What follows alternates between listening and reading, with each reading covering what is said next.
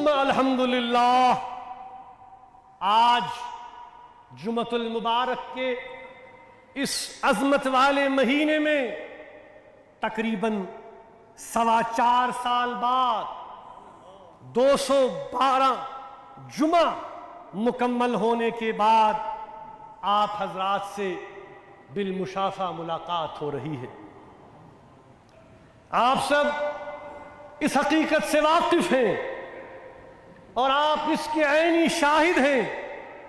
کہ 4 اگست 2019 سے مجھے بدستور اپنے گھر میں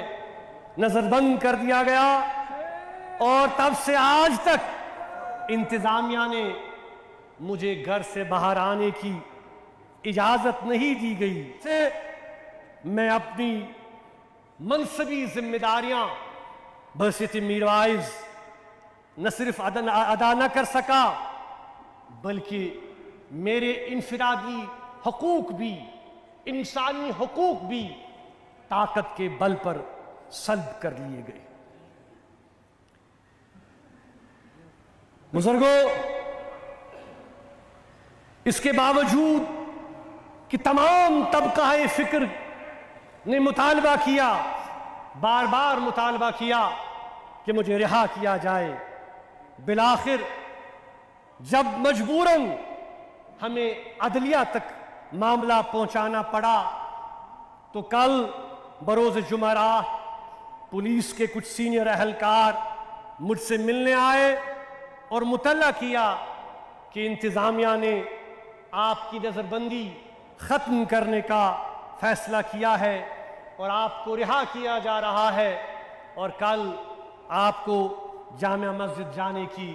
اجازت دی جا رہی ہے۔ الحمدللہ، اللہ کی مرضی سے آج 4 سال سے زائد عرصے کے بعد یہ ممکن ہو سکا ہے کہ جامع مسجد کے اس عظیم، متبرک اور تاریخی عبادت گاہ میں آپ کے درمیان آج حاضر ہوں۔ میرے عزیزوں، اس وقت جو جذبات میرے اندر موجود ہیں وہ الفاظ میں ادا کرنا ممکن نہیں ہے، مگر مجھے یقین ہے کہ ہمارا جو تعلق ہے اس کی بنیاد پر آپ ان جذبات سے بخوبی واقف ہیں، ان کو سمجھتے ہیں۔ یہاں پر میں آپ سب حضرات کا شکریہ بھی ادا کرنا چاہوں گا کہ آپ کی دعاؤں کی تاثیر اور دین کی سے وابستگی کے جذبے کے نتیجے میں اللہ تعالیٰ کی بابرکت ذات نے یہ موقع نصیب فرمایا کہ آپ کی دلی تمناؤں کو عملی صورت ملے اور اس منبر و محراب سے قال اللہ قال رسول اللہ صلی اللہ علیہ وآلہ وسلم اور دعوت تبلیغ کا سلسلہ شروع ہو سکے۔ آپ سے سالوں دور رہنا یہ کتنا دشوار مرحلہ تھا میرے لیے، یہ کتنا دشوار وقت گزرا، یہ کوئی اندازہ نہیں لگا سکتا۔ شہید ملت کی شہادت کے بعد یہ میرے لیے مشکل ترین وقت تھا، مگر آپ کے عزم، بلند حوصلوں اور دعاؤں نے میرا ساتھ دیا اور جو واقعتاً اس دشوار ترین مدت میں میری قوت ثابت ہوا، آپ کو میں نے ہمیشہ نہ صرف اپنے قریب پایا بلکہ آپ حضرات ہمیشہ میری دعاؤں میں شامل رہے،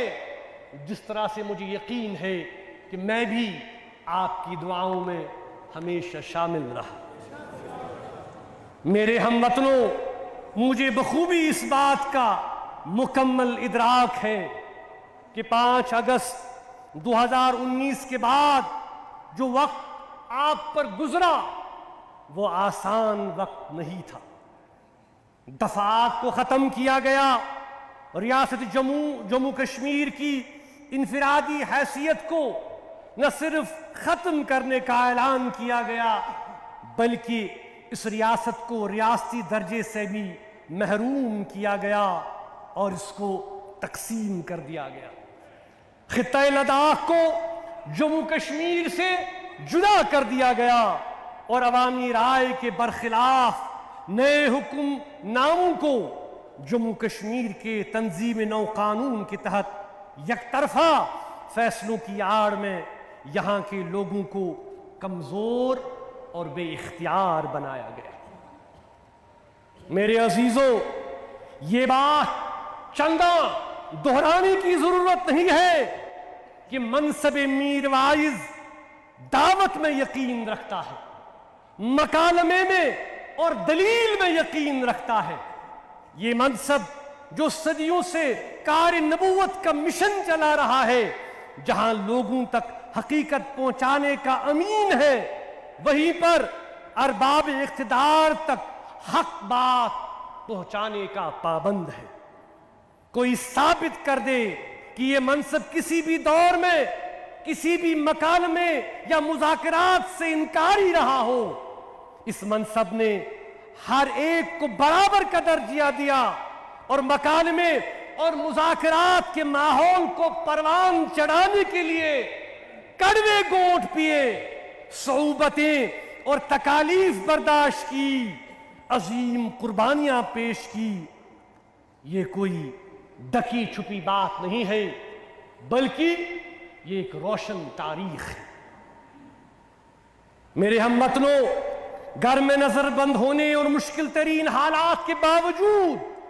2019 کے بعد جب 2020 کے اوائل میں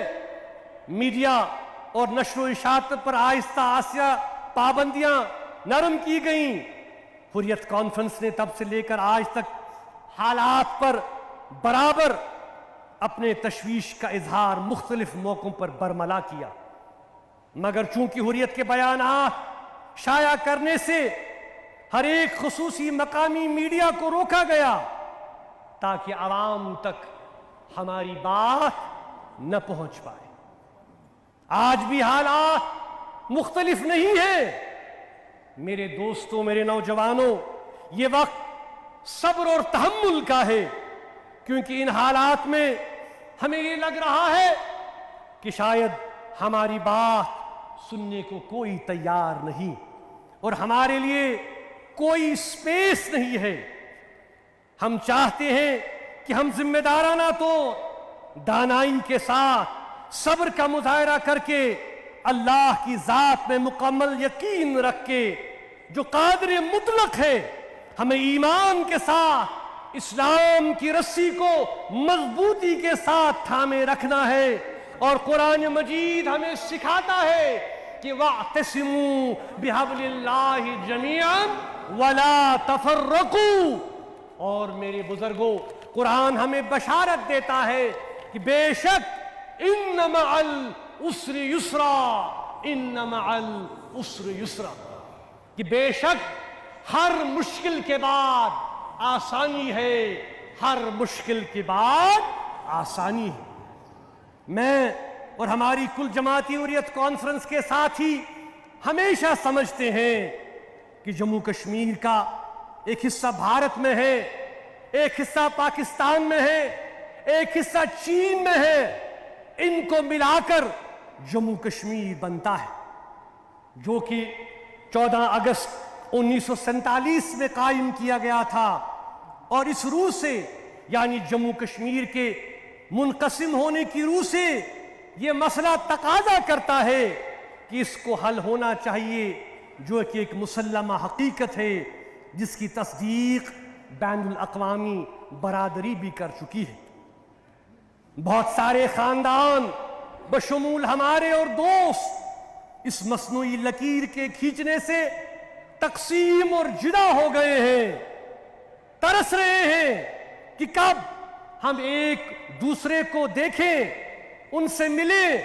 اپنی خوشیاں ایک دوسرے کے ساتھ منائیں، ایک دوسرے کے غم میں شریک ہوں۔ میں یہاں یہ بات واضح کروں کہ یہ مسئلہ کسی کے لیے علاقائی مسئلہ ہو سکتا ہے، مگر جموں کشمیر کے عوام کے لیے یہ سب سے پہلے انسانی مسئلہ ہے۔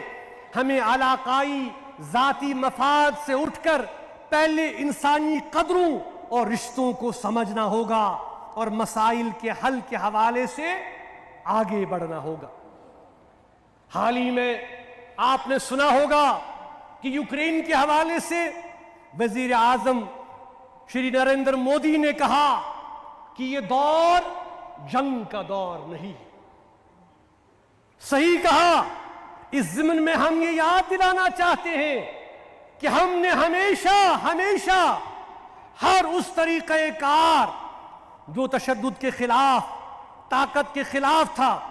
نہ صرف خیر مقدم کیا بلکہ عملی طور پر اس میں شریک بھی ہوئے تاکہ مسائل کا حل مذاکراتی اور مفاہمتی کاوشوں سے نکالا جا سکے۔ ان راستوں پر چلنا ہمارے لیے آسان نہیں تھا، مگر اس حقیقت کو سمجھتے ہوئے کہ مسائل کا حل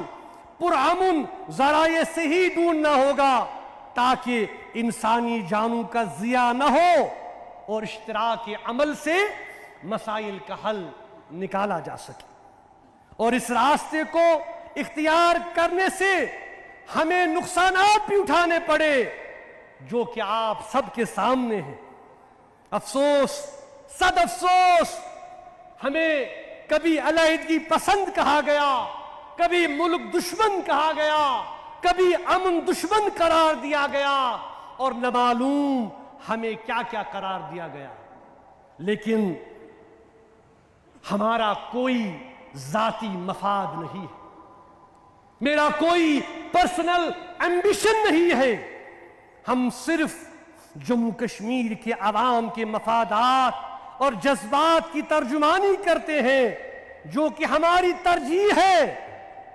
اور ہم یہ چاہتے ہیں کہ پرامن ذرائع سے ان کا حل نکلے اور یہاں کے لوگ مزید تکلیف اور قربانیاں نہ دیں۔ ہم عالمی اور علاقائی سماج میں مختلف مذاہب سے تعلق رکھنے والے لوگوں میں ہر سطح پر پرامن ہم آہنگی چاہتے ہیں، اور کشمیر کی تاریخ اس کی مثال پیش کرتی ہے کہ ہم نے ہمیشہ، اس منبر نے ہمیشہ رواداری کے ماحول کو قائم رکھا۔ اسی سوچ کو مد نظر رکھتے ہوئے ہم نے ہمیشہ اپنے پنڈت بھائیوں کو واپسی کی دعوت دی اور اس بات پر زور دیا کہ یہ کوئی سیاسی مسئلے کے طور پر اسے پیش نہ کیا جائے،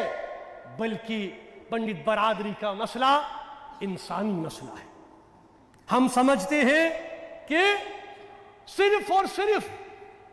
اس مسئلے کو حل کرنے سے ہی